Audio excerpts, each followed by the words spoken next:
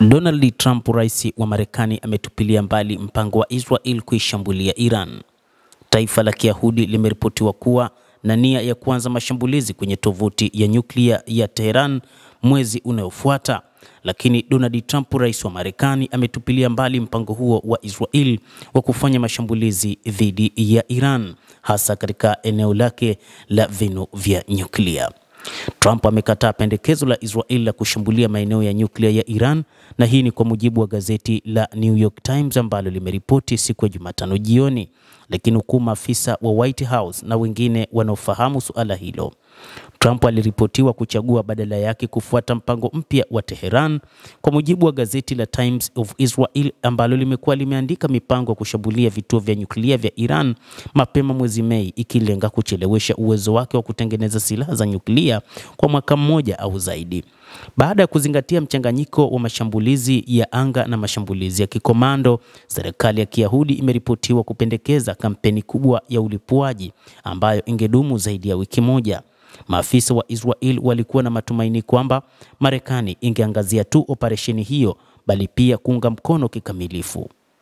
Trump, hata hivyo, ametupilia mbali mpango huo mapema mwezi huu kufuatia makubaliano mabaya katika ikulu ya White House, ambapo makamu wa rais J.D. Vance, waziri wa ulinzi Pete Hegseth na mkurugenzi wa ujasusi wa kitaifa Tulsi Gabbard walikuwa miongoni mwa wanachama wakuu wa utawala ambao waliripotiwa kuibua wasiwasi kwamba migomo hiyo itaibua mzozo mkubwa na Iran.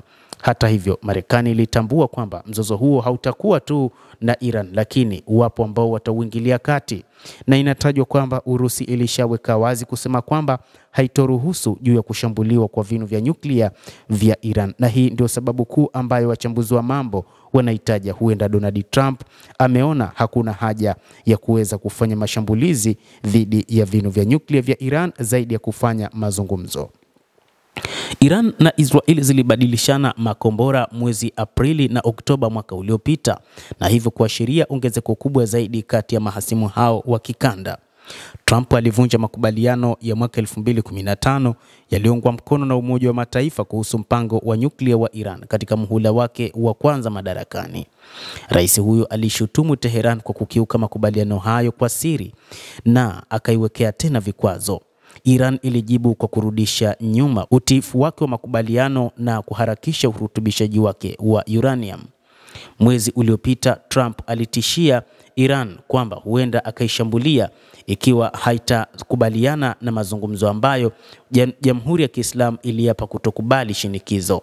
Licha ya maneno hayo ya kivita, Marekani na Iran zilifanya duru ya kwanza ya mazungumzo nchini Oman siku ya Jumamosi. Mazungumzo hayo yalifanyika katika mazingira yenye tija, utulivu na chanya, na hii ni kwa mujibu wa waziri wa mambo ya kigeni wa Iran Abbas Araghchi, ambaye aliwakilisha nchi katika mazungumzo hayo.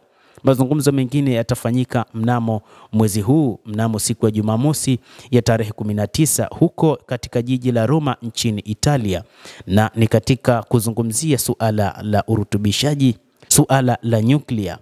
Lakini Iran imesema haiko tayari kuachana na urutubishaji wa uranium ama kujihusisha na masuala ya nyuklia ambayo si ya kutengeneza makombora, na hii ndiyo eneo ambalo linatajwa huenda likasababisha mvutano mkubwa katika mazungumzo hayo kati ya Iran pamoja na Marekani.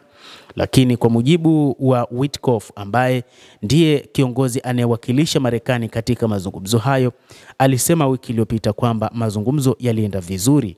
Moja kati ya maeneo ambayo aliyazungumzia ni pamoja na urutubishaji wa nyuklia, na akisema kwamba Iran kamwe isahau kutumia silaha za kinyuklia kama alivyosema rais wa Marekani Bwana Donald Trump. Mtazamaji, endelea kutufuatilia na usisahau kulike, kucomment na kusubscribe channel hii. Mimi ni Adam Hussein, endelea kuwa nasi wakati wote, endelea kutufuatilia ili ufahamu mambo mengi yanayojiri katika ulimwengu.